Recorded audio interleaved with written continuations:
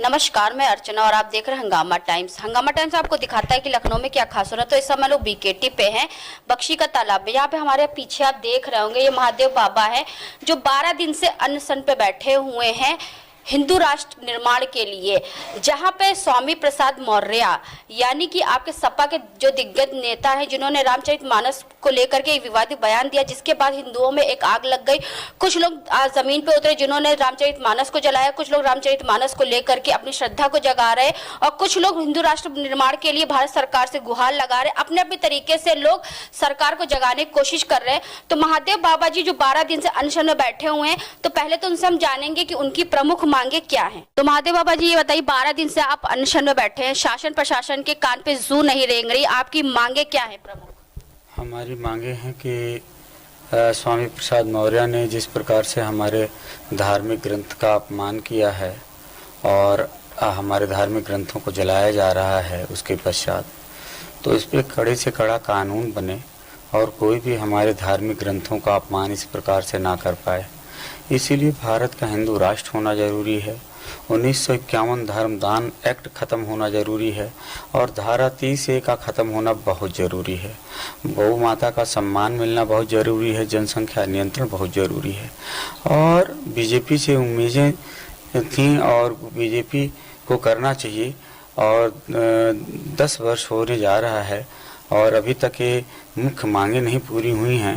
ये अति चिंतनीय विषय है और स्वामी प्रसाद मौर्य को कड़ा से कड़ा दंड दिया जाए। और एक इसके साथ मैं मुख्य मांग और जोड़ता हूँ कि पिछले 9 वर्ष से 28 जनवरी 2014 से हमारे गुरुदेव सर्वश्री आशुतोष श्री महाराज जी समाधि में हैं और उनको मुझे जगाने का एक अवसर प्रदान किया जाए। दिव्य ज्योति जागृति संस्थान के कोई पदाधिकारी न फ़ोन उठा रहे हैं, न मेरा किसी प्रकार से सहयोग करने को राजी हैं और इसलिए सरकार मुझे ये मौका दे कि हम अपने गुरु को समाधि से उठा सकें। बस। चलिए, महादेव बाबा जी की हालत तो बहुत खराब लग रही है, वो बोल नहीं पाएंगे। उनका सहयोग देने का, उनका साथ देने के लिए सरोज योगीनाथ जी भी हैं, तो उनसे हम बात करेंगे। कहना चाहेंगे जिस तरीके से 12 दिन से बाबा महादेव जी बैठे अनशन को लेकर के, और न शासन कोई सुध ले रहा है न प्रशासन।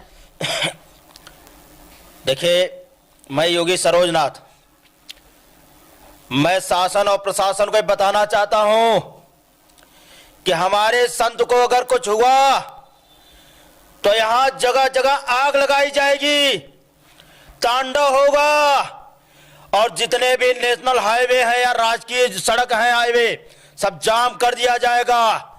कुछ भी नहीं बचेगा अगर संत के साथ कुछ हुआ। आज हमारे महादेव बाबा की स्थिति बहुत खराब है, बोल नहीं पा रहे हैं। आज 12वां दिन हो गया, कोई अधिकारी यहां दिख नहीं रहा है। महाराज जी की मांग थी कि मोहम्मद स्वामी प्रसाद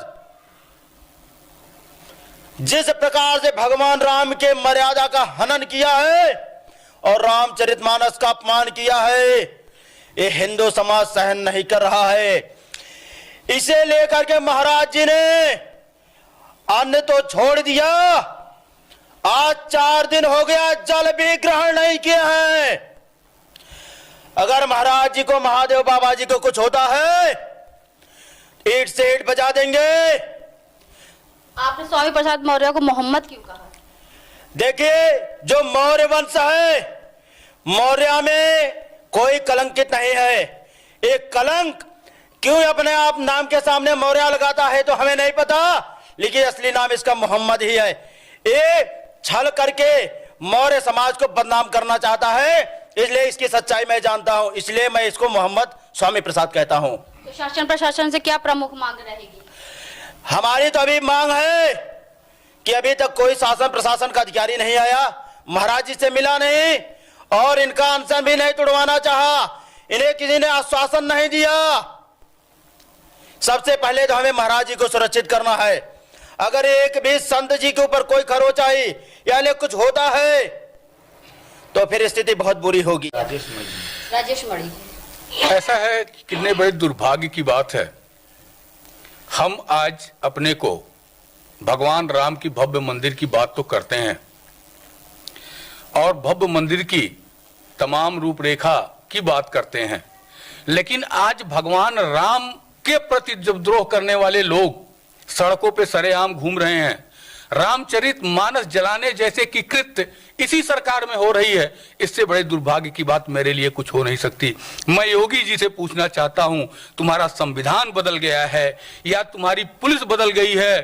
केवल कमलेश तिवारी ने मोहम्मद के खिलाफ एक शब्द बोल दिया तो रासुका जैसी यही संस्थाएं थी, उनको गिरफ्तार करके 9 महीने से ज्यादा जेल में रखी। धिक्कार है ऐसे हिंदूवादी सरकार को कि सरेआम रामचरित मानस फूका जा रहा है और अभी तक इन लोगों की गिरफ्तारी नहीं होती है। अगर गिरफ्तारी नहीं हुई तो योगी जी कान खोलकर सुन लीजिए, हम लोग चुप नहीं बैठेंगे।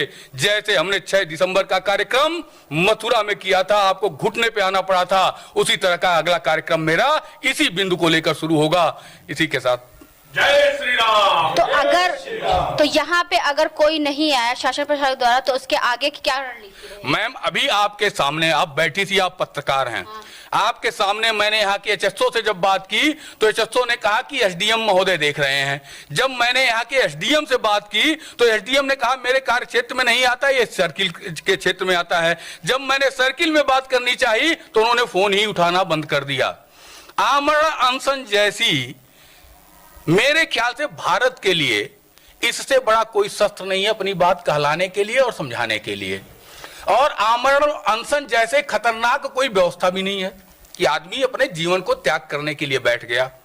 और इतनी बड़ी चीज को आज तक यहाँ की जो लोकल व्यवस्था है पूछने तक नहीं आई, इससे बड़ा दुर्भाग्य की बात क्या हो सकती है हमारे हिंदू समाज के लिए।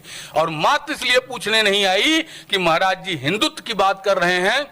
मैं इस हिंदुत्ववादी सरकार से कहना चाहता हूं, अगर थोड़ा सा भी हिंदुत्व है तो जाग जाओ, अन्यथा तुम्हारे हिंदुत्व का एक एक चीरा हम लोग चीर करके बगल कर देंगे। मेरा अगला पड़ाव जीपीओ होगा और यदि मैं अनशन करते करते मर जाता हूं तो इसके जिम्मेवार योगी आदित्यनाथ होंगे, बीजेपी सरकार होगी। तो आज हम लोग आए थे आनंद आश्रम में जहाँ पे स्वामी प्रसाद मौर्य के बयान पर बवाल थम नहीं रहा है।